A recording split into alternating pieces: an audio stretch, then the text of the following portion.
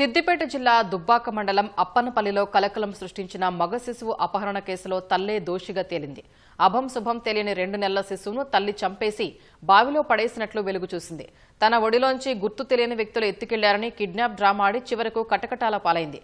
Siddipet rural మండలం పుల్లూరు గ్రామానికి చెందిన రామగల్ల శ్రీమాన్ 3 ఏళ్ల కిందట అదే జిల్లా నంగునూరు మండలం నర్మిట్ట గ్రామానికి చెందిన కవితను ప్రేమ వివాహం చేసుకున్నాడు. వీరికి 2 నెలల కిందట కుమారుడు జన్మించాడు. కొంతకాలంగా దంపతులిద్దరూ అప్పనపల్లిలోని శ్రీమాన్ అమ్మమ్మ ఇంట్లో ఉంటున్నారు.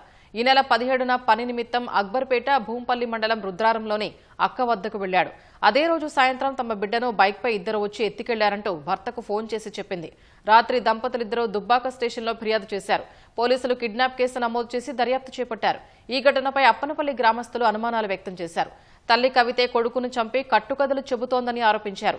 ఈ నేపథ్యంలో పోలీసులు శిశువు తల్లిని ప్రశ్నించారు. విచారణలో ఆమె విస్తుగొలిపే నిజాలు వెల్లడించినట్లు సమాచారం.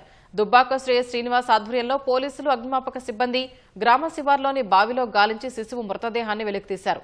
శిశువు మృతదేహాన్ని చూసి కుటుంబ సభ్యులు బోరున విలపించారు. నిందితురాలిని సిద్దిపేట మహిళా పోలీస్ స్టేషన్కు తరలించారు.